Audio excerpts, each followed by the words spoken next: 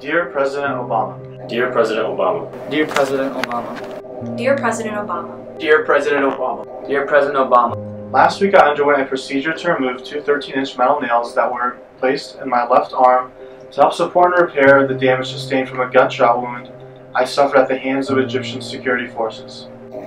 The bullet that punctured my arm was paid for by our tax dollars. I was forced to undergo this procedure without any anesthesia or sterilization because the Egyptian authorities refused to transfer me to a hospital for proper surgical care. After the nails penetrated the skin on my elbow from below and ripped through my shoulder muscle from above. The doctor who performed this procedure is a cellmate. He used pliers and a straight razor in lieu of a scalpel. I laid on a dirty mat as my other cellmates held me down to ensure I did not jolt from the pain and risk permanent loss of feeling and function in that arm.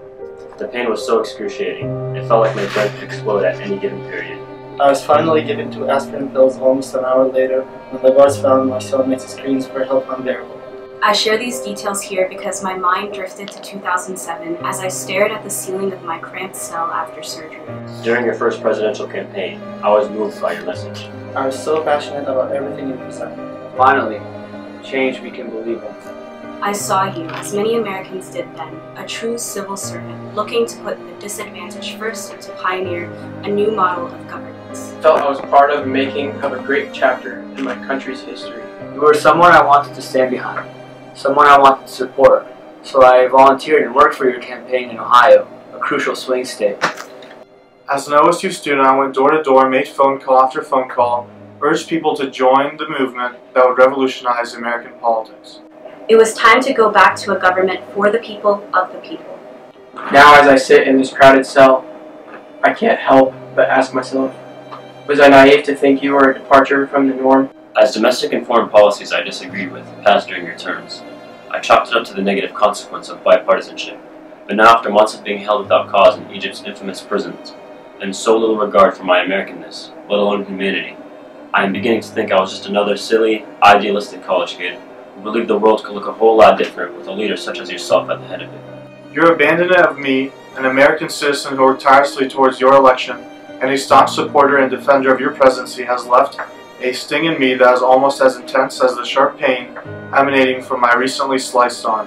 Mr. President, all I long for is the opportunity to get together this Thanksgiving with family and friends and enjoy some turkey and pie.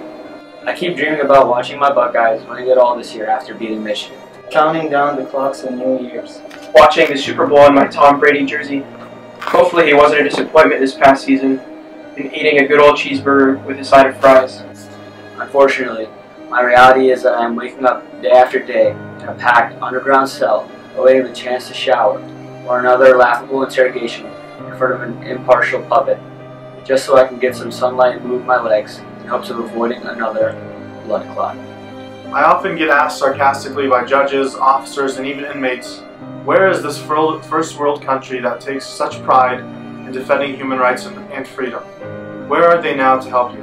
Of course, I am left speechless every time.